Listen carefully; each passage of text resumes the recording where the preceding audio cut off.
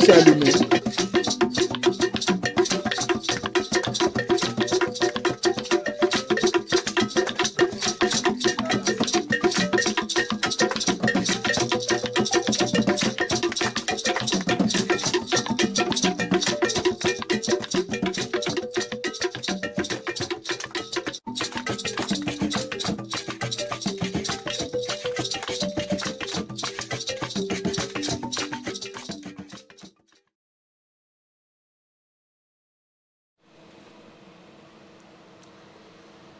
Bien, merci de nous avoir accordé encore une fois votre temps.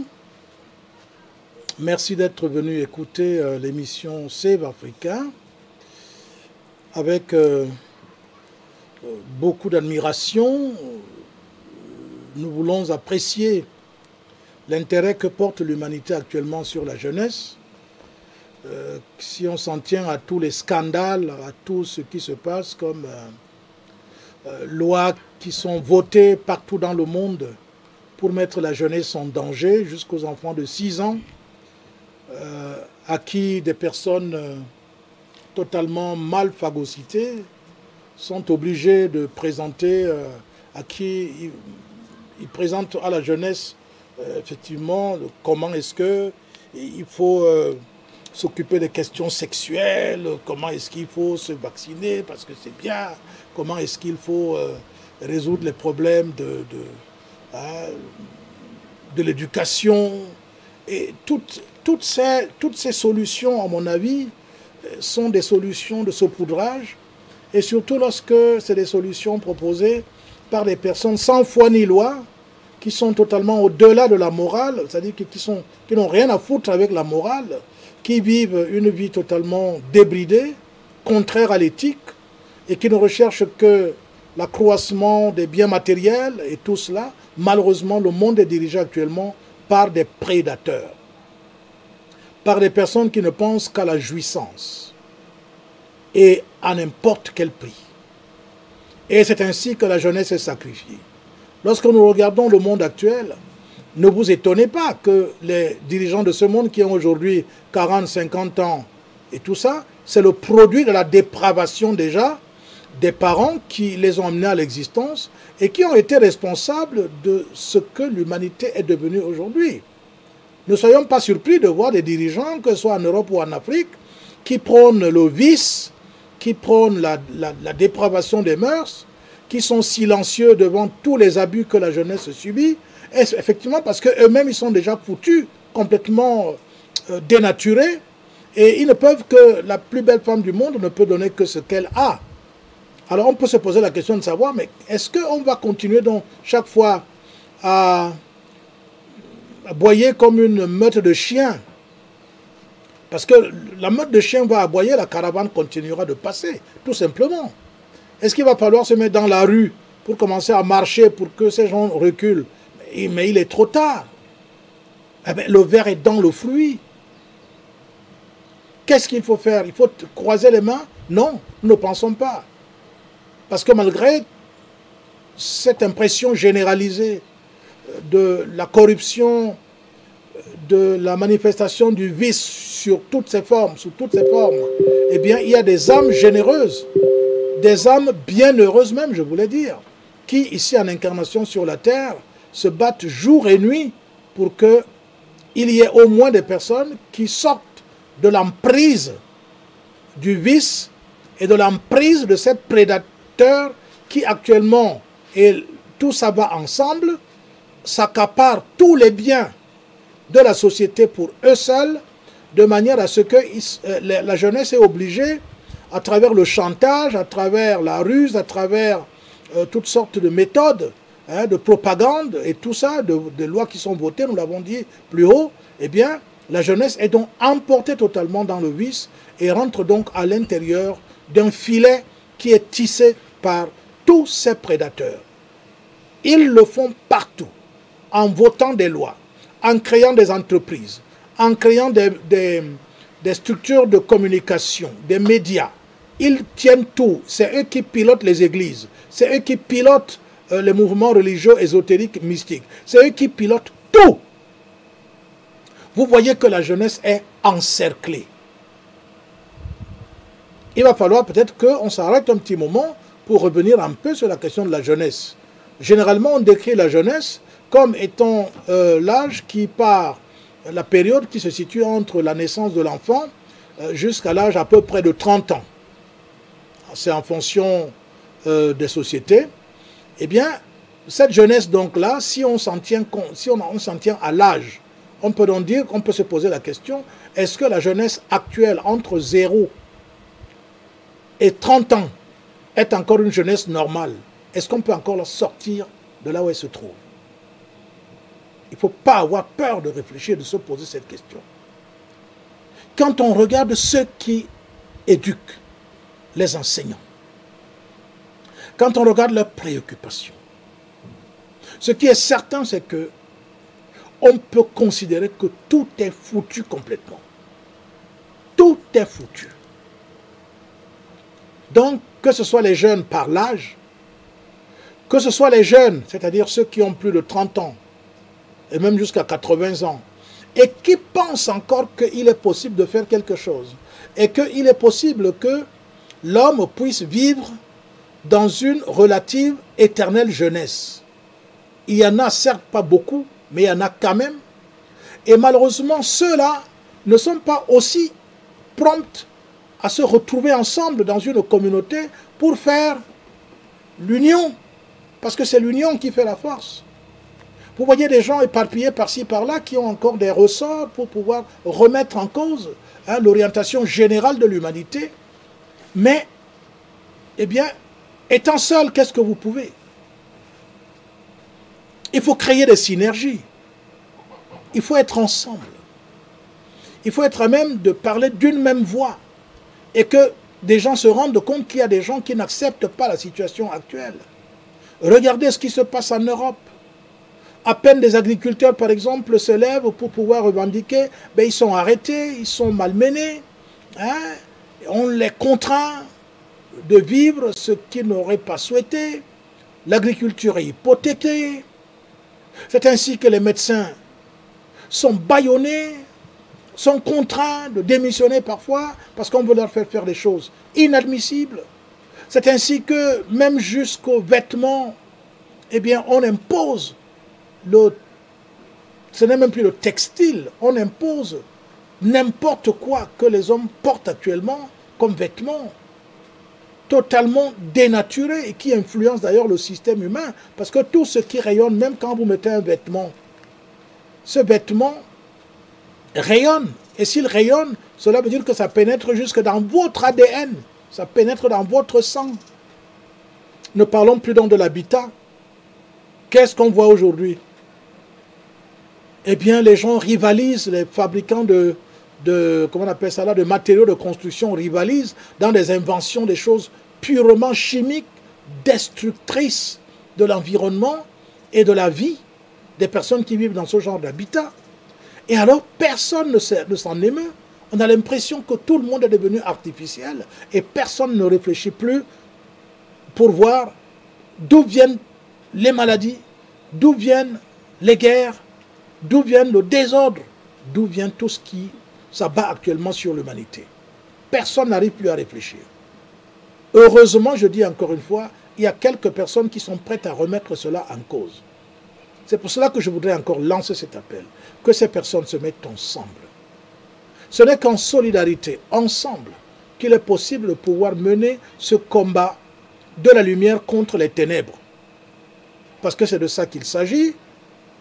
L'humanité est plongée dans les ténèbres de l'ignorance et très peu de personnes sont capables de pouvoir réagir encore positivement à l'appel de Dieu qui veut sauver ses enfants. Alors, comment donc la question qu'on se pose aujourd'hui, si nous considérons que donc il est possible d'être jeune, même en ayant 50 ans, 70 ans, parce qu'on est encore capable de pouvoir envisager l'évolution, d'envisager la perfection, d'envisager de rechercher le beau, le vrai, le bien. Quand on est encore dans cette posture d'esprit, cela veut dire qu'on est jeune. C'est-à-dire, on peut encore croître, on peut encore grandir. Et à ce moment-là, qu'est-ce qui croît? Parce que le corps physique, lui, il ne croîtra plus parce qu'il a atteint sa maturité. Mais il y a quelque chose en l'homme qui peut croître. Et c'est cette chose qui a besoin aujourd'hui d'une éducation particulière pour qu'on puisse sortir dans cette jeunesse de cette mainmise, de cet emprisonnement des prédateurs qui animent le vice. Oui, il est possible de le faire. Pour que nous puissions le faire, il faut apporter la connaissance, la vraie. Il faut apporter la vraie éducation. Nous en avons parlé ces derniers temps. Il faut revisiter notre culture, nos us et coutumes, nos mœurs. Il faut les remettre en cause. Pour certains, il faut les épurer. C'est ce travail que nous devons faire actuellement. Parce que cette jeunesse qui est abandonnée à elle-même désormais et qui se fait embarquer par des prédateurs, je n'ai même pas besoin de parler de tous les scandales actuellement qui éclatent au grand jour et qui nous font constater que c'est un réseau mondial de destructeurs de la vie, de prédateurs qui n'ont qu'une seule chose à faire, c'est de détruire par sadisme la vie, et en particulier celle des jeunes. Comment donc faire pour sortir la jeunesse de cela? C'est quelques pistes de solutions que nous allons encore essayer d'observer pendant cette émission. Alors, il faut donc noter que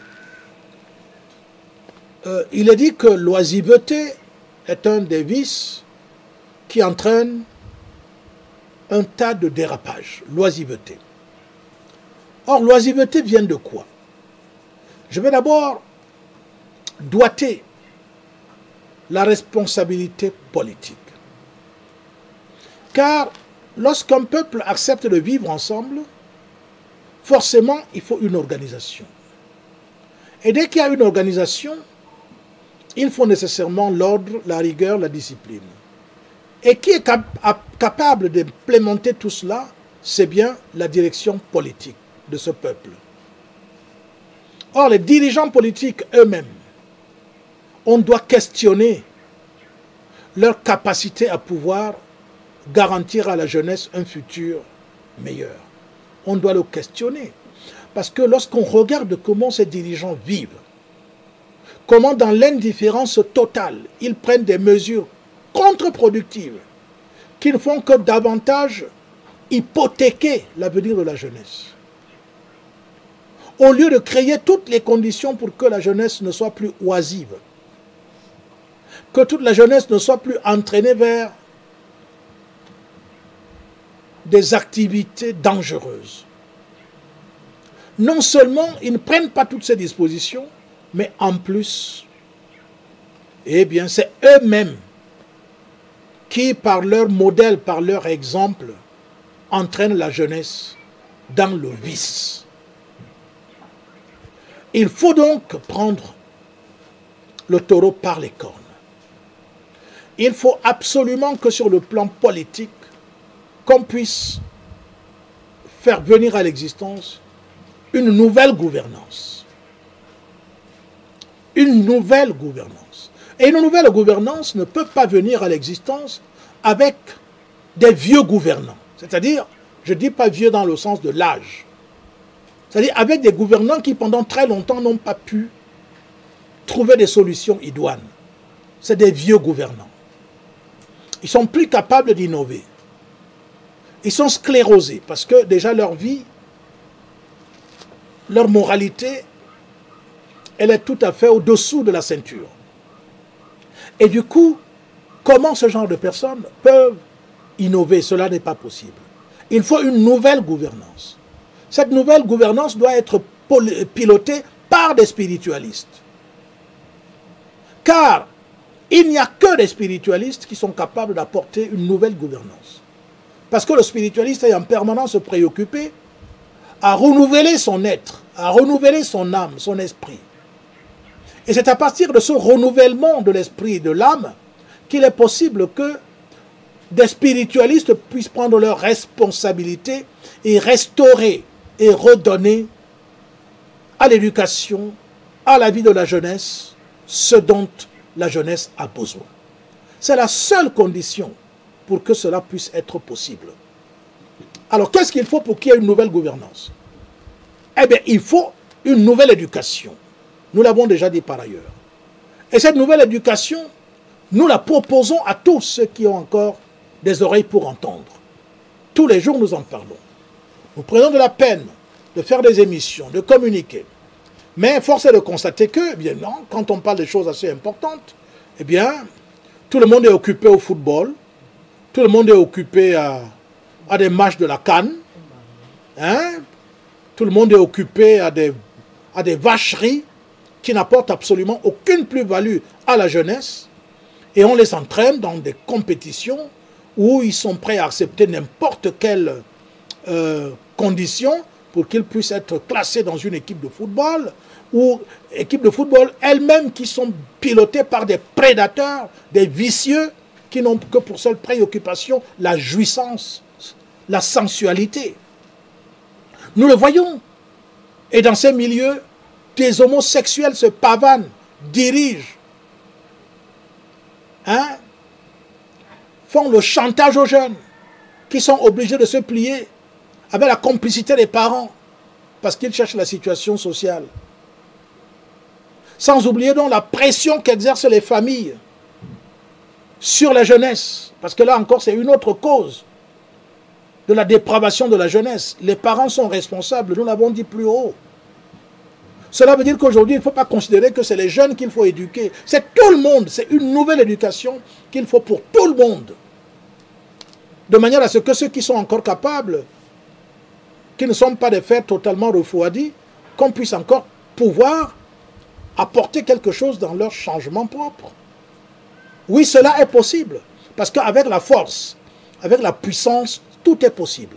Or, l'homme a la possibilité de libérer la puissance qui transforme même les choses les plus difficiles.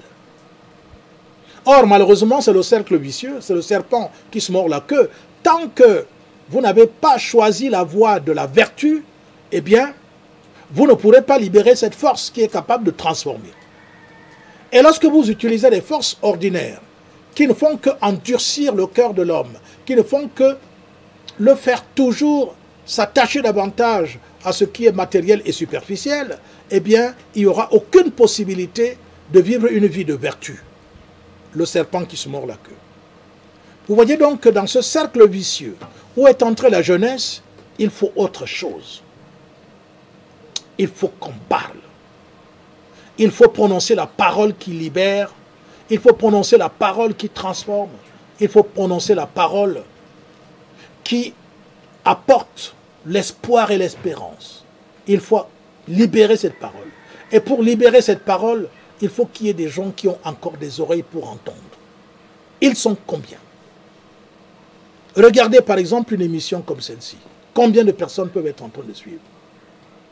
C'est là où vous pouvez mesurer là où se trouve l'humanité. Mais si c'était une émission, un match de football, ou je ne sais pas quoi, ou une émission où on est en train de dénigrer, de critiquer un individu, hein, de le mettre à nu, hein, de parler de sa vie privée, là vous auriez des gens, ils sont pleins, ils suivent ça. Tout le monde est plongé dans le vice. Pourquoi vous prêtez vos oreilles? Pourquoi vous prêtez vos oreilles à toutes ces sirènes, tous ces prédateurs qui passent le temps à diriger la jeunesse vers la folie généralisée. Pourquoi cela? Pourquoi vous acceptez ça? Je voudrais ici m'adresser aux jeunes. Je le répète encore, pas aux jeunes par l'âge.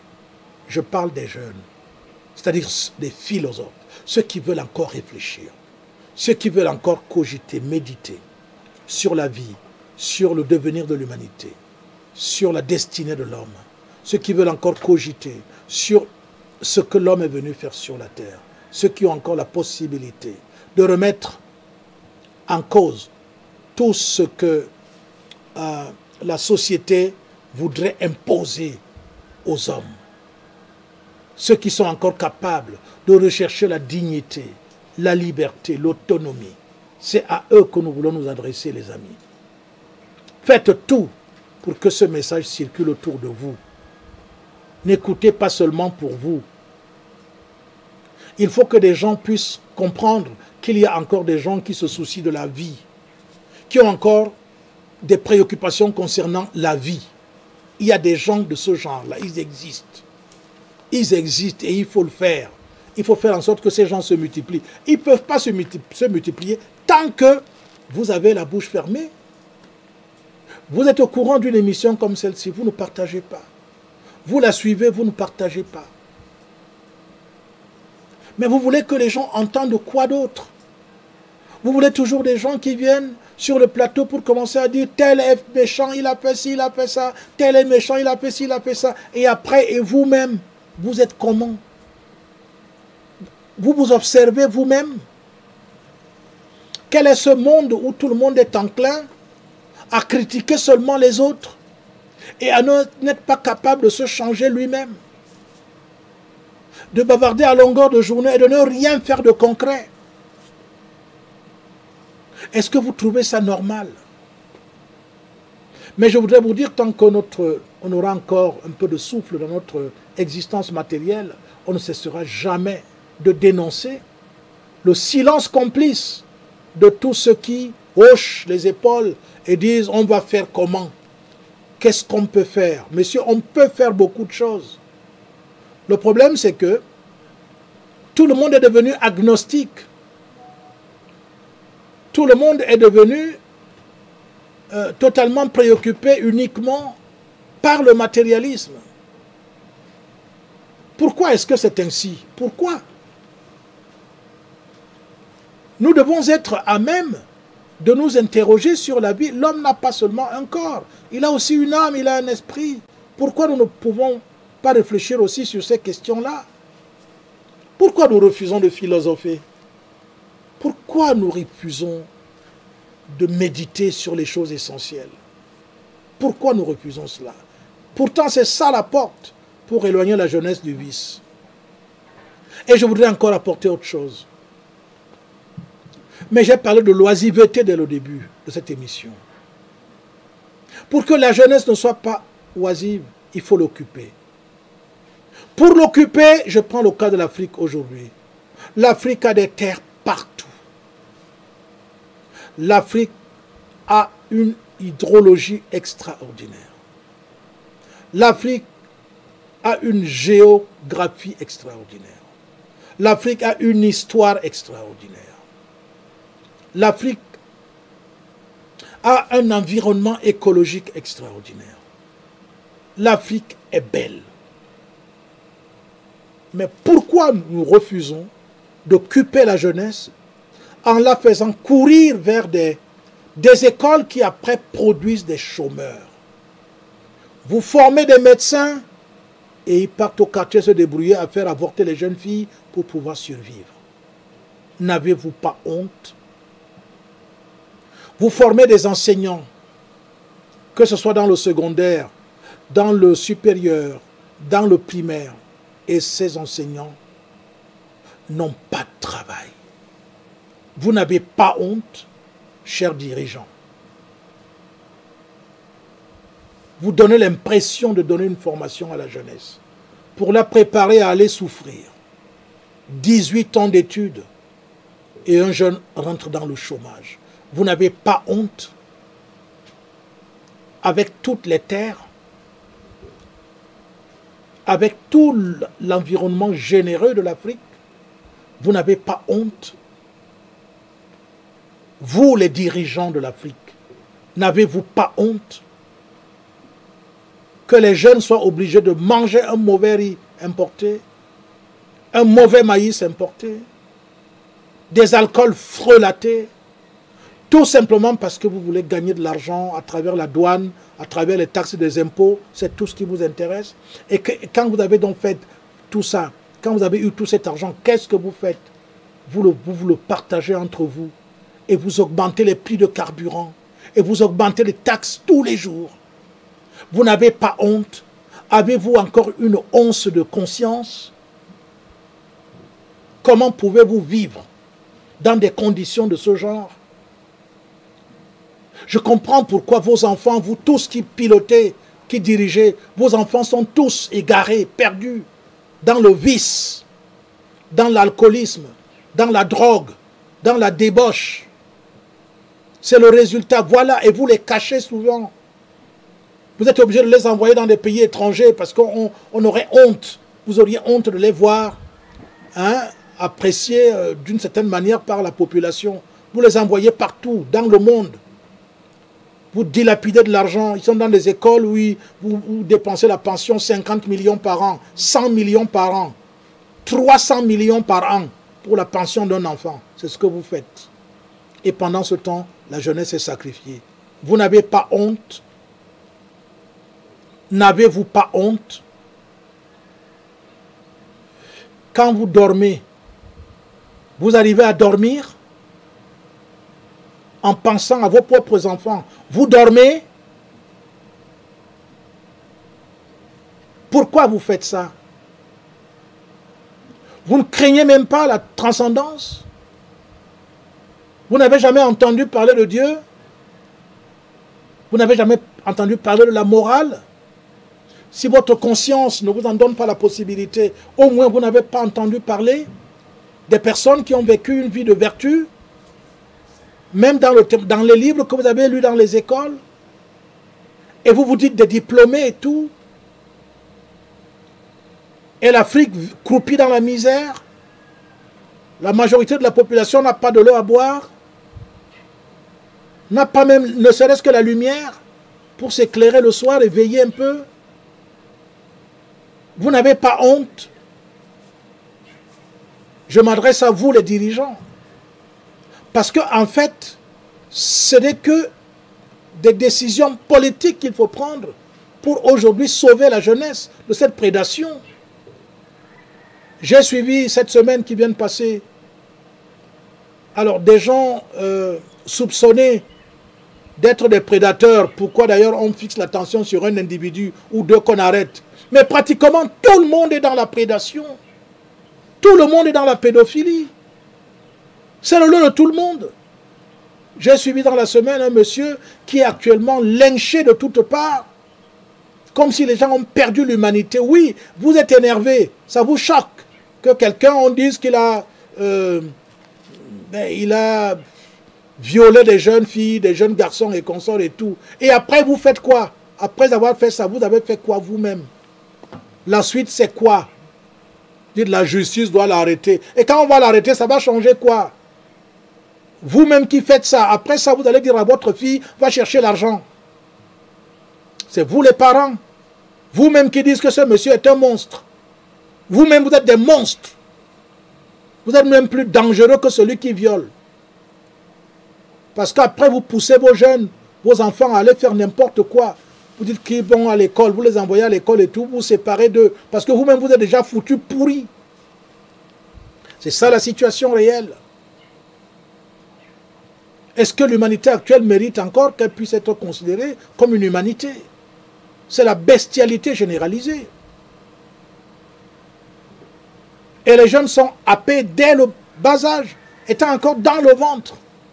On leur enlève toutes les possibilités même de réfléchir et de se poser des questions.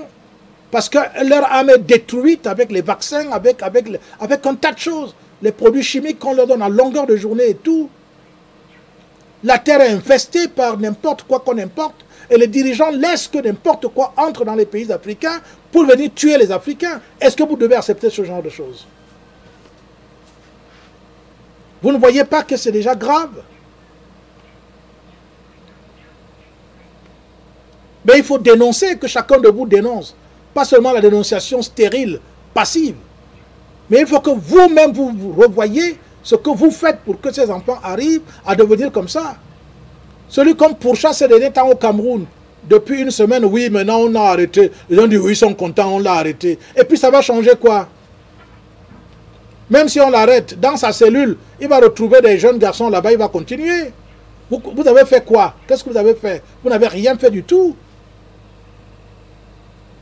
Les gens vont appeler, des coups de fil vont venir, et on va lui dire, bon oui, mais admettez-le en prison. Après, on va lui faire une belle chambre climatisée et tout, et puis il est tranquille. C'est un fils de milliardaire. Qu'est-ce que vous allez faire de lui? Il a des milliards. Il va avoir une cellule qui n'est pas comme celle des autres. Et d'ailleurs, rien ne l'empêche de sortir de temps en temps la nuit pour aller se balader. Qui ignore tout ça? Qu'est-ce que vous voulez que l'Afrique devienne? Dites-moi. Est-ce que c'est avec ça qu'on doit continuer? Vous voulez quelle Afrique demain? Vous êtes égoïste. Vous avez eu l'occasion de vivre, la nature vous a donné la gratifier, une relative santé pour que vous viviez, et vous gâtez tout, vous dénaturez tout, vous ne pensez pas à l'avenir des autres. Chacun doit se remettre en cause, les amis. Vous voyez, c'est ça la réalité. La jeunesse est dépravée, mais parce qu'il n'y a pas eu des gens qui ont eu le courage de pouvoir se changer eux-mêmes et de changer la direction de l'humanité. Le vrai guerrier, c'est celui qui se vainc d'abord lui-même. Et quand il s'est vaincu, il peut donc maintenant dégainer pour pouvoir mettre fin au vice. Et c'est ce que nous devons faire. Nous ne devons pas avoir des réserves dans ce domaine-là. Nous devons tout faire pour qu'il y ait encore de l'espace, pour que la jeunesse puisse respirer dans une atmosphère acceptable. Nous avons partout des terres, des villages, des endroits inoccupés. Voyagez au Cameroun, voyagez dans d'autres pays africains, vous allez voir des étendues et des étendues de terres non occupées. On cultive même dans le sable.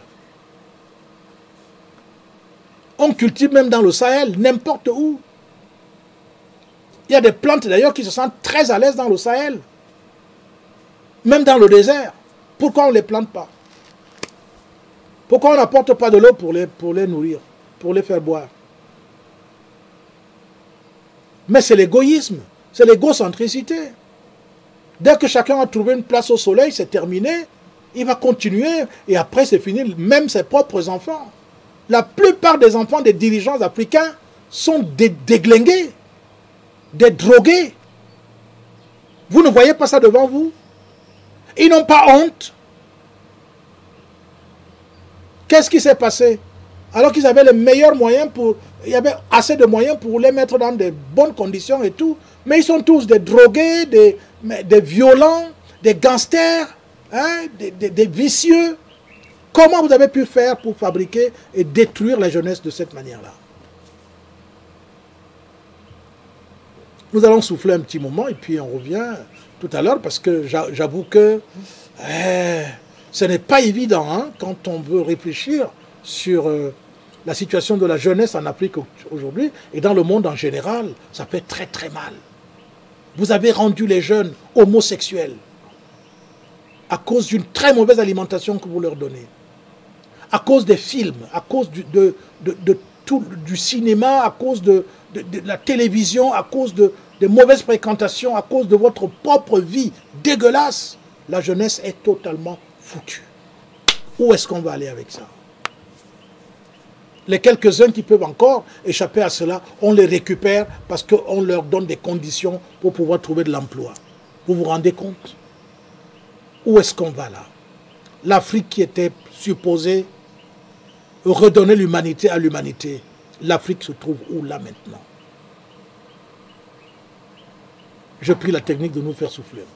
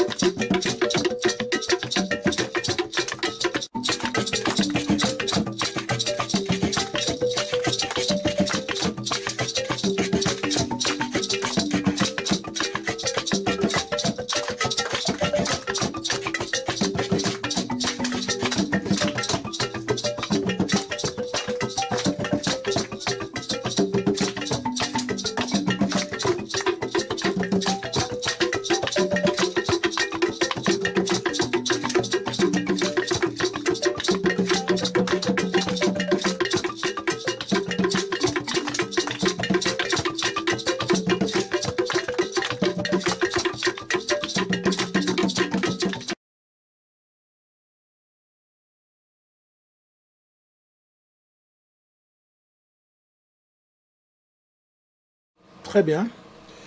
Eh bien, en attendant qu'il y ait des réactions, en espérant qu'il y en aura, puisque on sait que tout le monde est occupé à... Tout le monde est occupé à chercher comment est-ce que... Oh là là, c'est dommage. Hein. Je voyageais hier et j'ai causé, j'ai causé avec des gens qui étaient allés chercher un jeune qui a été accusé d'avoir assassiné un papa qui venait de vendre le cacao et qui avait gagné près de 6 millions de francs CFA. Et un groupe de jeunes est allé l'assassiner pour prendre l'argent et tout. Je causais avec eux hier, mais au fur et à mesure que je causais avec ces gens qui étaient allés arrêter cet enfant qui avait fui, ben, j'étais malheureux parce que ce que moi, dans mon être, je me disais, mais est-ce que les gens savent qu'on aurait pu éviter ça? Est-ce que les gens savent qu'on peut tout faire pour que les jeunes ne soient plus en train de faire ce genre de choses? Est-ce que vous savez que c'est l'égoïsme qui entraîne tout ça? Est-ce que vous savez qu'il y a une solution pour mettre fin à l'égoïsme?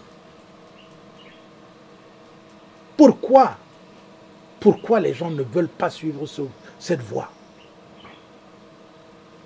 Quand vous allez avoir quelques-uns qui ont de l'argent, prenons le cas, même les parents.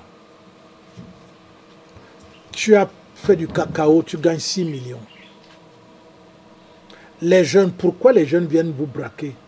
En général, parce que parfois, ces 6 millions que vous avez gagnés, eh bien, vous considérez que c'est votre argent à vous. Vous ne considérez pas que c'est l'argent de vos enfants, de votre épouse et tout ça là. C'est pour vous. L'égoïsme. Vous fonctionnez dans un égoïsme incroyable. Je ne suis pas en train de... Ce n'est pas des excuses hein, pour la jeunesse et tout. Mais je dis qu'on a une responsabilité collective dans ce qui se passe. Comment jusqu'aux agriculteurs, vous pouvez avoir un système du genre, le père a sa plantation, l'enfant a sa plantation, l'autre enfant a sa plantation. Mais quelle est cette vie que vous avez accepté de vivre désormais? Pourquoi vous vous êtes laissé aller à ce modèle de vie? Alors que c'est la vie communautaire qui est la vraie vie, qui assure la sécurité, le bonheur et tout. S'il n'y a pas la justice sociale, comment les jeunes ne vont pas aller braquer par-ci, par-là? Ils braquent parce que vous les avez empêchés tout. Vous avez fait en sorte que même l'école, les jeunes se disent aujourd'hui, je pars même à l'école, après je pars chômer, puisqu'ils voient l'exemple à côté d'eux. Ils voient des gens qui vont jusqu'au doctorat et ils chôment. Ils voient des gens qui vont jusqu'au doctorat et ils sont pousseurs au marché central. Ils voient ça. Ils voient comment quelqu'un a fait l'école, il a une licence et tout cela, il gagne 50 000 par mois. Ils voient ça. Comment ils peuvent croire encore à vos bêtises là? Cela n'est pas possible. Un individu a tous les mois 5 millions de salaires, 10 millions de salaires. Pendant ce temps, à côté de lui, il y a des gens qui ont 50 000 francs CFA de salaire. Un seul individu a 10 millions de salaires. On vote même les lois pour que ces gens quittent, qu'ils ne fassent plus tel nombre d'années. Ils refusent, avec la complicité de ceux qui dirigent. Ils sont là. Pas de renouvellement. Rien. Les jeunes sont coincés. Ils cherchent par où ils vont s'en sortir. C'est dommage, vraiment dommage. Et quand vous voyez alors les mouvements politiques, il y a des leaders politiques, la jeunesse leur sert de tremplin pour arriver à assouvir leurs ambitions de devenir ministre ou chef d'État. C'est à ça que sert la jeunesse. On la manipule, on la met dans les rues pour organiser des marches. Elle se fait tuer, elle se fait emprisonner.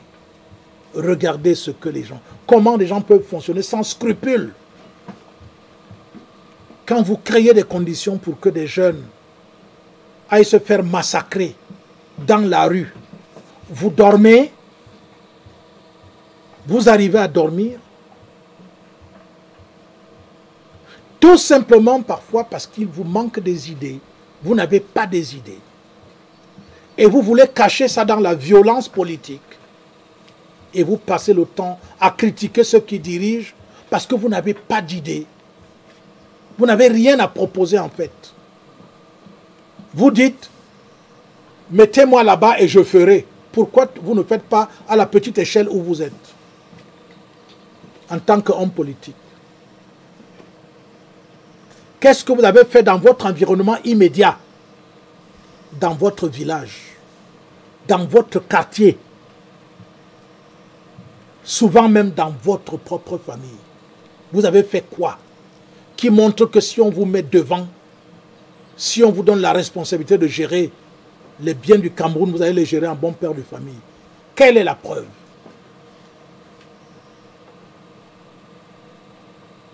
À tous les niveaux, partout. Il y a une classe aujourd'hui des gens qu'on appelle les panafricanistes, qui passent le temps à bavarder à longueur de journée. Ils n'ont jamais planté un arbre. Ils n'ont même pas planté un grain de haricot. Mais ils sont panafricains. Ils ne savent même pas comment on entretient un arbre. Ils sont panafricains. Et ils manipulent la jeunesse en complicité avec leurs amis occidentaux. Ils se présentent comme des agneaux devant la jeunesse africaine alors que c'est des loups qui ne roulent que pour leur propre intérêt. Et ils roulent carrosse, ils voyagent dans les avions première classe. Ils sont reçus par des chefs d'État par-ci, par-là. Ils ont des enveloppes. Et pendant ce temps, ils manipulent la jeunesse. Qu'est-ce que vous apportez? Qu'est-ce que vous faites pour que la jeunesse sorte de ces sentiers battus? Concrètement, vous faites quoi? Avec de temps en temps un peu de saupoudrage. On récolte un peu d'argent pour aller donner vous appelez vos histoires qui protègent soit-dit les maladies sexuellement transmissibles ou qui battent contre les grossesses, les préservatifs. Vous allez distribuer les préservatifs. Regardez-moi les idées des hommes politiques.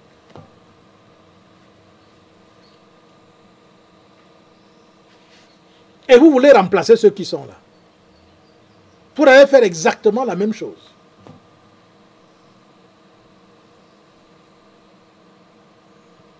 Un homme politique vient avec des idées neuves, avec des idées nouvelles. Et il met en pratique ce qu'il veut que les gens fassent. C'est ça l'homme politique. Il dit il faut qu'on soit propre, il est propre. Il faut qu'il y ait de la rigueur, il est rigoureux. Il faut qu'il y ait de la justice, il est juste. Il faut que la corruption finisse, il ne corrompt pas. C'est ça l'homme politique.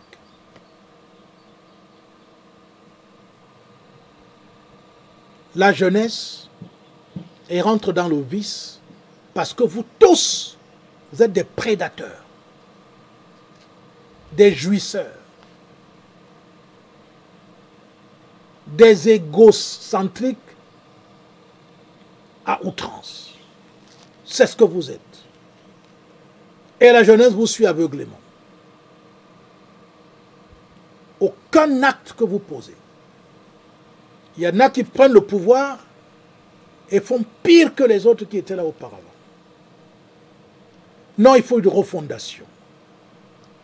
Ben, il faut qu'on sorte de ce sommeil. Il faut qu'on se réveille. Le réveil de l'Afrique devient la seule solution pour mettre fin à tout cela. Et on doit être unis pour le faire. Il faut une union pour le réveil de l'Afrique. Et c'est ce que nous sommes en train de promouvoir. C'est ce que nous devons faire actuellement. s'unir pour le réveil de l'Afrique. Et ça ne doit pas être des 20 mots, ça ne doit pas être des slogans, ça doit être des choses réelles. Et nous devons le dire en l'ayant fait, en ayant montré que c'est faisable. Ce n'est que ça qui peut nous permettre de sortir de la jeunesse de tous ces vices, d'entre les mains des prédateurs et tout ça, avec une éducation responsable. Créer des conditions pour que les talents des jeunes se déploient, pas dans le sens de récupérer ces talents pour aller encore faire des choses exécrables. On doit enseigner à la jeunesse la crainte et la recherche et le respect de la vérité. Tant que la jeunesse vit dans le mensonge, dans l'illusion, dans les faux semblants, dans la ruse, ben elle ne peut pas s'en sortir. La réalité, nous, en tant qu'agriculteurs, nous disons aux jeunes, retrouvez-nous dans l'agriculture. Nous disons aux femmes, retrouvez-nous dans l'agriculture. Vous pouvez cultiver même étant en ville. Même étant en ville, chez vous à la maison. Vous pouvez pratiquer l'agriculture. C'est de ça que l'Afrique a besoin actuellement. À partir de l'agriculture, vous vous habillez. Vous construisez votre maison. Vous vous soignez. Les éléments de base, les besoins de base sont satisfaits. Et maintenant, vous pouvez choisir de faire ce que vous voulez, y compris en vous amusant, utilement et positivement. Regardez la richesse culturelle de l'Afrique.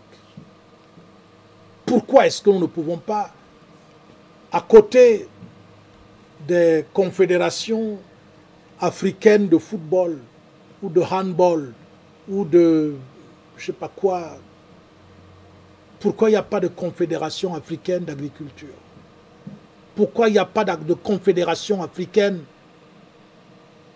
du vêtement? Pourquoi pas de confédération, une confédération africaine de l'habitat? Pourquoi pas une confédération africaine de la santé? Pourquoi? Pourquoi on ne le fait pas?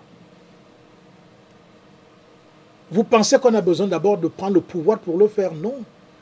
Ceux qui m'écoutent là, ceux qui ont l'occasion de m'entendre, mais approchez-vous de nous. Si vous êtes africain, si vous aimez votre continent, approchez-vous de nous, mettons ensemble une confédération et après, nous allons la faire accepter par les gouvernants. Ce n'est pas les gouvernants qui sont obligés de susciter des confédérations. C'est d'abord des associations qui se gèrent librement. Cela veut dire qu'on peut faire une confédération panafricaine d'agriculture. On n'a pas besoin d'attendre que les dirigeants le fassent. C'est les agriculteurs africains réunis qui créent une confédération. Et on met une équipe en place qui commence à réfléchir pour réaliser cela. Et il n'y a aucun dirigeant africain aujourd'hui qui aime l'Afrique qui pourrait refuser de suivre un mouvement de ce genre. Jeunesse, voilà des chantiers. Imaginez-vous une confédération africaine de la santé, là où il y a une émulation, là où de temps en temps, chaque année, dans chaque pays, on se retrouve pour échanger avec entre les agriculteurs, entre les machins, les responsables de l'habitat, de l'architecture, entre les médecins, le personnel de santé, les tradis praticiens et tout, se retrouvent ensemble en train de réfléchir sur la situation de l'Afrique et tout, d'apporter leurs innovations et de montrer et tout, et qui soient primés pour l'excellence et tout cela. Voilà des choses qu'il nous faut. Pourquoi on refuse ça? Et on est dans des histoires, oh il nous faut la monnaie. Vous nous perdez du temps avec ça, messieurs. Oh il faut une nouvelle monnaie. C'est ça qui va changer quoi? La Guinée-Conakry n'a pas une monnaie qui est la sienne. Le Nigeria n'a pas le Naira. On va toujours trouver des raisons. Il faut la monnaie africaine. Vous êtes d'abord unis pour avoir une même monnaie. Vous avez réalisé d'abord l'unité, l'intégration. Et chaque Africain doit prendre un visa pour entrer dans un autre pays. Et vous parlez de quelle monnaie? La monnaie va se faire alors que vous n'êtes pas unis. C'est lorsque vous êtes unis que la monnaie s'impose. On veut mettre la charrue avant les bœufs, c'est pour ça que ça ne marche pas. Ça ne marche pas, ce n'est pas la monnaie qui est le problème. Il faut devenir d'abord autonome. La jeunesse doit être conduite vers l'autonomie, la dignité, l'indépendance réelle, tout ça, réel. La monnaie va venir toute seule. On n'a même pas besoin de la chercher, elle viendra toute seule. Parce qu'on aura besoin d'échanger. Et forcément, il y aura une monnaie. Alors on va échanger quoi? On va échanger ce qu'on importe. On importe la marchandise de la Thaïlande. On importe de France, on importe d'Allemagne, des États-Unis, hein, de partout, de l'Ukraine, hein, de la Russie, de partout. Après, on veut une monnaie. C'est pour échanger quoi? Ce qu'on a importé. Vous réfléchissez? La monnaie, c'est pour échanger les biens que nous produisons. La monnaie que vous voulez là, la monnaie unique africaine, vous la voulez pourquoi? Pour acheter le riz thaïlandais? Le riz chinois? C'est ça? C'est à ça que ça doit servir? Mais cessez de manipuler les gens. Ce n'est pas la monnaie qui est le problème. C'est que vous refusez de devenir autonome. La dignité, ce n'est pas votre problème. Hein? Dites à la jeunesse, il y a du travail. Imaginez seulement un instant qu'on commence maintenant à amener la jeunesse à fabriquer ses propres cure-dents, à fabriquer sa brosse à dents, à fabriquer son peigne pour se peigner, à fabriquer sa chaussure pour porter, à fabriquer son vêtement, à fabriquer sa ceinture. Vous voyez le chantier qu'il y a? Il peut avoir le chômage rien qu'avec ce que je cite là, si les jeunes commencent à fabriquer ça eux-mêmes. Regardez le chapeau que je porte là. Mais c'est des Africains, c'est des jeunes qui tissent ça. Il n'est pas beau. Mais on importe des chapeaux qui viennent de Chine et d'ailleurs. Qu'est-ce qu'on veut concrètement? On veut quoi? On veut entraîner la jeunesse où? Le moindre collier importé. Ça, c'est pas le collier. Ça va être des noix de palmiste. C'est pas un collier, il n'est pas beau. Hein? Il ne vous plaît pas comme ça? Ce vêtement-ci, ce n'est pas du coton africain. Pourquoi la jeunesse refuse? Ah oui, vous me direz, oui, c'est les parents qui nous ont dévoyés. J'ai bien dit que la jeunesse, ce n'est pas l'âge. Il faut que des gens qui se sentent encore un peu soucieux de même leur propre bonheur même, qu'ils puissent quand même s'approcher de nous, qu'on essaie de faire quelque chose ensemble. Vous voyez l'arc-en-ciel que vous voyez devant vous là? L'arc-en-ciel veut rassembler ses enfants. Parce que ces enfants sont dans les chaînes. Vous regardez, on doit briser les chaînes. Je vous laisse voir un peu. Vous voyez, on doit briser les chaînes. La jeunesse est prisonnière. On doit briser tout ça. Et il y a des activités pour pratiquer l'agriculture. L'agriculture seule est capable d'absorber tout le chômage en Afrique. L'agriculture seule. On n'a même pas besoin d'autre chose, rien que l'agriculture. Le chômage disparaît. Mais c'est incroyable. Vous êtes des assassins, vous qui refusez ça.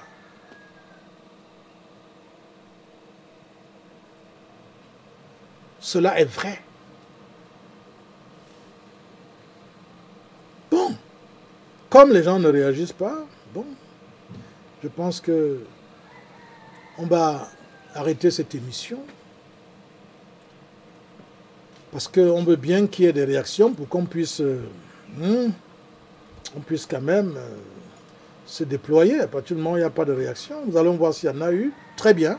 Alors, il y a quelques réactions là. Léa qui nous dit tellement vrai, mais est-ce que tout le monde va comprendre ça? Bon, notre souhait c'est que tout le monde comprenne. C'est ça notre souhait. Hein. Si tout le monde ne peut pas comprendre, alors là, c'est catastrophique. Mais au moins ceux qui comprennent, ceux qui acceptent qu'on se mette ensemble. C'est ça qui est le plus important. Au moins un petit nombre qui se met ensemble, il y a déjà quelque chose d'extraordinaire qui peut se produire. Sévi Asilete nous dit merci à vous pour les partages. Vraiment, vous avez totalement raison. Alors, Sévi nous dit, s'il vous plaît, comment sortir de ce trou? Car moi, je suis jeune 5% depuis le Togo. Mais c'est ce que nous essayons de vous dire. C'est une question de changement de mentalité totalement. Sortez de la matrice dans laquelle l'Occident et les néocolons vous ont placé. Vos dirigeants, ils ont beaucoup de moyens, beaucoup d'argent. Ils ont 50 villas dans le monde, 50 appartements, hein, des dizaines de je ne sais pas quoi partout ailleurs. Ils n'ont plus jamais de préoccupation du bonheur de la jeunesse. C'est fini ça. Alors les jeunes, prenez-vous en main. Je vous donne des indications, voilà des pistes. Moi, je suis agriculteur. Je n'envie personne. Je n'envie personne. Et puis, je suis né en ville. J'ai 69 ans. Je suis né en ville. Et j'ai décidé de quitter la ville. Je travaillais, hein, j'étais employé à la Régie nationale des chemins de fer à l'époque. Je gagnais bien ma vie, hein, avec un salaire assez élevé. Hein. J'étais logé par la société.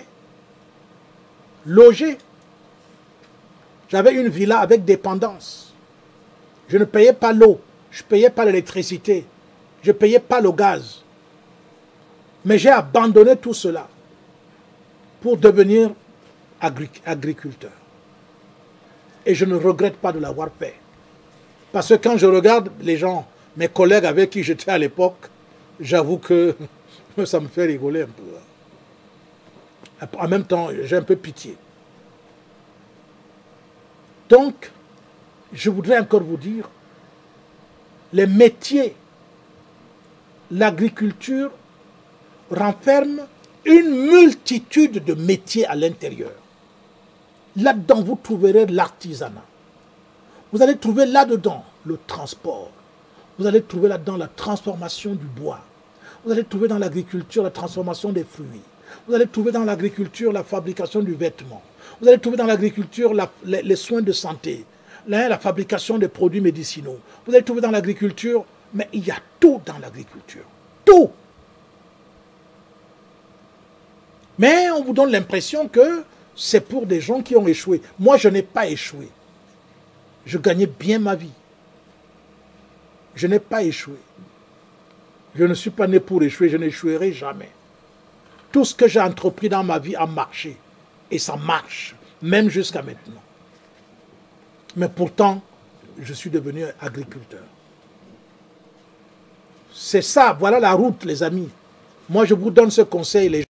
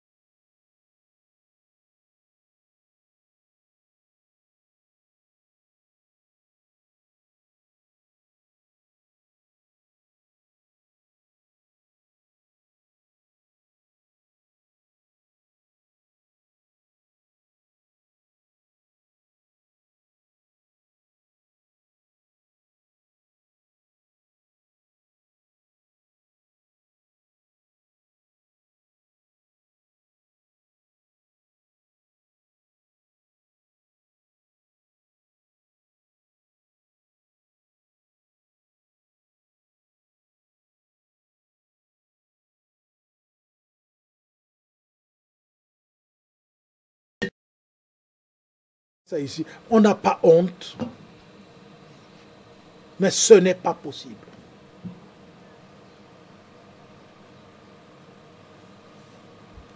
Quelqu'un m'a demandé l'autre jour, M. Moubitan, vous légalisez, vous créez un parti, un mouvement politique, ce n'est pas de trop comment, les amis?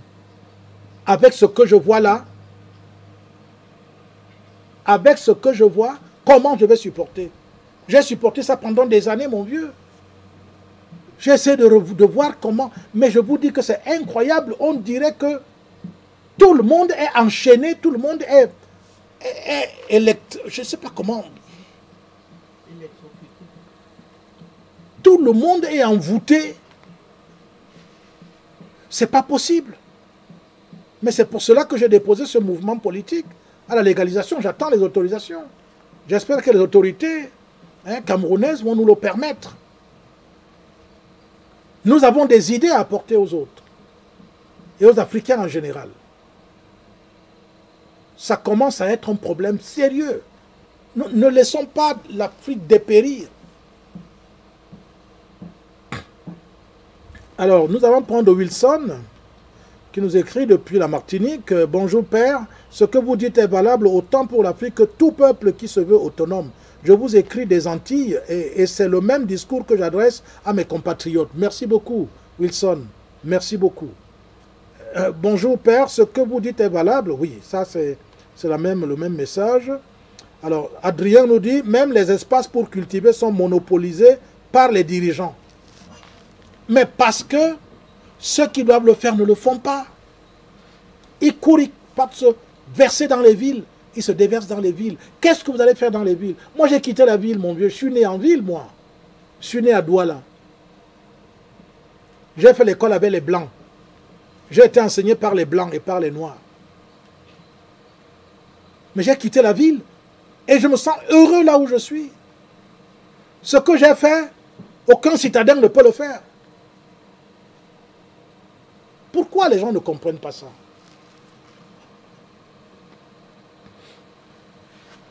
Donc, c'est vrai pour l'Afrique, c'est vrai partout, c'est vrai pour l'Occident. Regardez comment les jeunes aujourd'hui, on les embarque dans des métiers. Oh, il faut aller faire ceci. Oh, il faut faire l'informatique. Oh, il faut ceci. Après, il faut faire la télématique. Après, il faut les mathématiques. Et tout ça n'est que les tics. Mais là où il y a l'agriculture, zéro. La jeunesse, même en Occident, fuit l'agriculture. Les jeunes filles ne veulent plus épouser les agriculteurs parce qu'elles les considèrent comme des moins que rien. Regardez là où on a rendu l'agriculture, le métier le plus noble de la terre. C'est incroyable. Alors, Whitson revient en disant « Être autonome ne dépend pas de ce que l'autre te concède, mais des choix et gestes posés. » Grand merci, Padre. Oui, monsieur. C'est ça l'autonomie. Parce que si l'autre doit te concéder des choses et tout, mais tu n'es pas autonome, non? Qu'est-ce que tu fais pour être indépendant? Qu'est-ce que tu fais pour être riche? Riche, c'est-à-dire être à l'abri du besoin. Parce que c'est ça la richesse. La richesse, c'est être à l'abri du besoin. Or, les besoins, ce n'est pas les convoitises, c'est les besoins. C'est-à-dire, le corps a besoin de ceci. Il a besoin de la propreté, il lui faut du savon. Mais fabrique ton savon toi-même. Le corps a besoin de se vêtir, mais fabrique ton vêtement. Le corps a besoin des soins pour qu'il soit en bonne santé, mais soigne-le. Le corps a besoin d'un logis, mais regarde autour de toi, ton matériau que tu as autour de toi, construis ta case. N'envie pas les autres, n'imite pas les autres. Construis la case sur la base de ce qui est nécessaire. Et habite et sois heureux et reconnaissant vis-à-vis de la nature de t'avoir procuré ce matériau qui te permet de te protéger contre les intempéries. Alors, So nous dit, grand prêtre, le grand problème que la jeunesse africaine consciente est confrontée au problème du foncier. Il n'y a pas de problème du foncier, je vous le dis. Jeunes, il n'y a pas un problème de foncier. Les gens tentent toujours de dire le problème du foncier. Non. Parfois, le jeune veut avoir des hectares de terrain. Tu n'as pas besoin des hectares, jeune.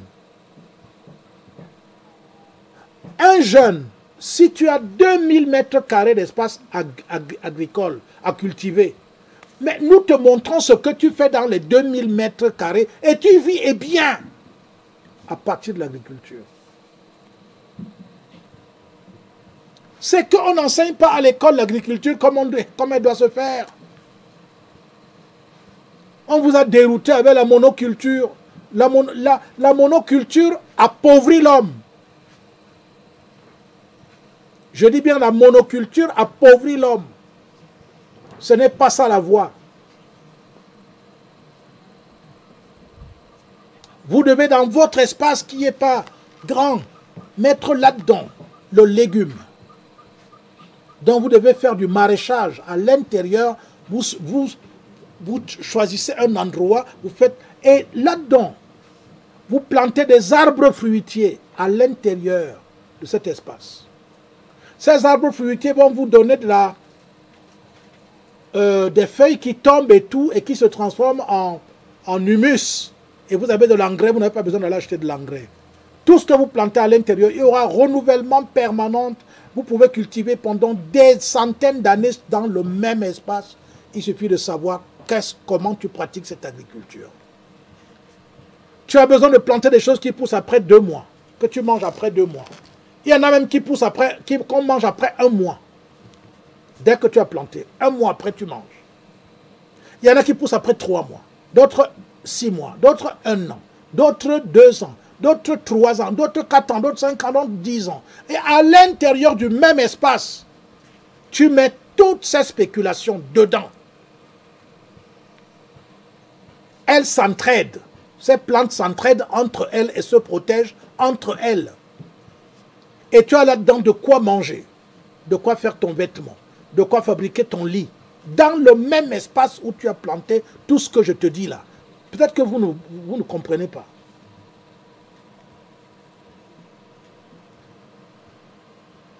L'agriculture, les études qu'on fait là, ingénieur agronome et consorts, c'est pour aller faire les champs de café, pour aller faire les champs de cacao, pour aller faire les champs de je sais pas quoi. Ce n'est pas ça l'agriculture. Ça n'a rien à voir. Et vous avez un modèle qu'on a mis en place au Cameroun. Il est là.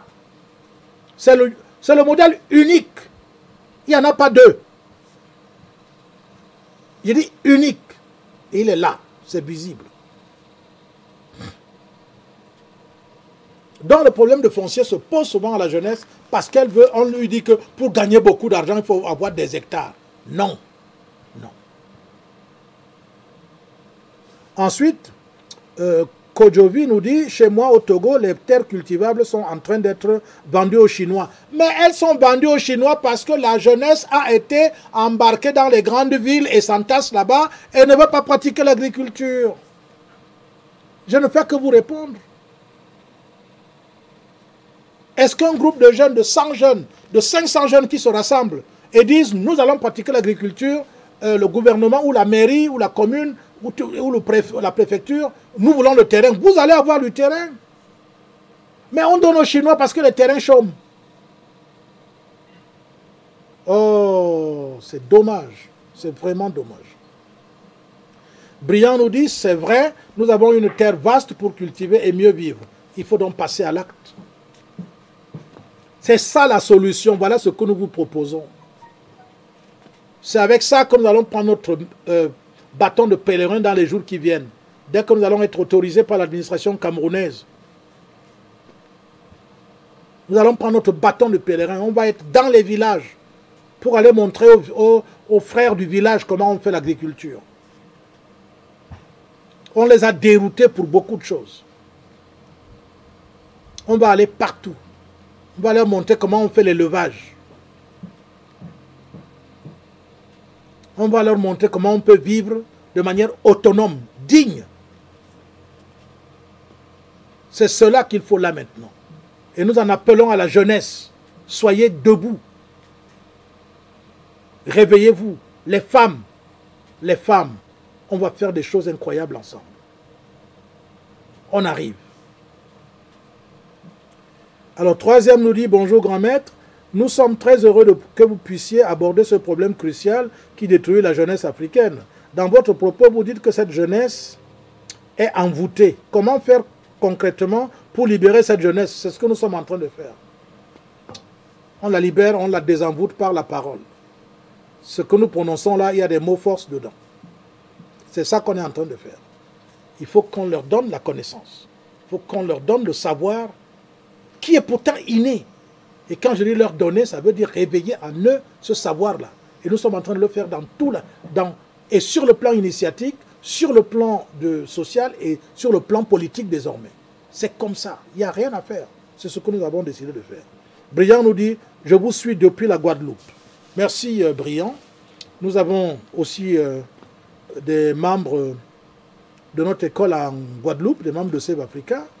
Nous avons, notre organisation a des membres. D'ailleurs, je vous annonce notre congrès qui aura lieu au Cameroun à partir du mois de mars, à partir du 9 mars.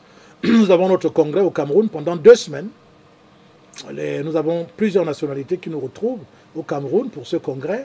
Et pendant ce congrès, nous allons avoir beaucoup d'activités. Bientôt, le programme sera déroulé et publié. Et donc, nous souhaitons beaucoup à tous ceux qui sont au loin de se joindre à nous. Notre administration, je pense que, j'espère que la technique va mettre les coordonnées téléphoniques, mail au bas de l'écran pour que ceux qui veulent nous contacter puissent le faire. Hein. Monsieur Ntola Max nous dit, dès que je serai au Cameroun, je passerai vous voir. Vos paroles me vont droit au cœur et je vous rejoindrai sur ce chemin. Vive Force Santé, vie Force Santé, le Père, vous êtes à l'image de vos réalisations. Merci beaucoup. Alors, Monsieur So nous dit, on vous comprend, grand prêtre. Ok, merci beaucoup. Aloïs nous dit, bonjour Save Africa, que pensez-vous de l'homme amélioré, fusion de l'homme actuel et de l'intelligence artificielle dont on fait la promotion? N'est-ce pas là une humanité encore plus dépendante? C'est la bestialité, c'est la déshumanisation de l'homme. Il n'y a rien d'autre à faire là-dedans. Ne suivez pas ça, c'est tout. Que la jeunesse comprenne que le bonheur n'est pas dans l'artificiel. Vous dites bien intelligence artificielle. Et on va donc malaxer ça avec un mental de l'homme qui est déjà totalement dénaturé. Et on va mélanger ça avec l'artificiel. Vous savez ce que ça va produire. Même la bombe d'Hiroshima, même la bombe de Nagasaki ne vaut rien devant les bombes qui vont exploser avec ce genre d'hommes qu'on va fabriquer là bientôt. C'est ça les bombes les plus dangereuses. C'est des machines à tuer qu'on est en train de vouloir fabriquer désormais. Et vous allez voir la robotisation à outrance, ainsi de suite, et c'est terminé. Heureusement qu'avant cela, un grand événement va se produire dans les jours qui viennent. Je peux vous le garantir.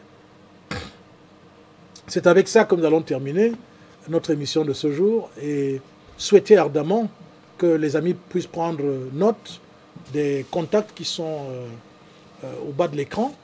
Et puis, nous allons nous retrouver samedi prochain pour une autre émission de Save Africa.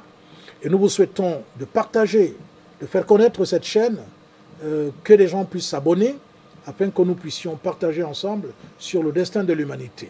N'hésitez pas à vous engager sur la voie du réveil de l'Afrique. Nous devons nous y mettre. C'est ensemble qu'on réussira à gagner le pari. Merci encore une fois.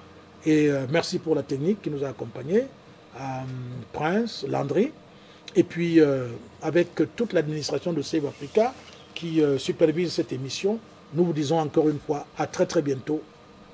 Bye bye.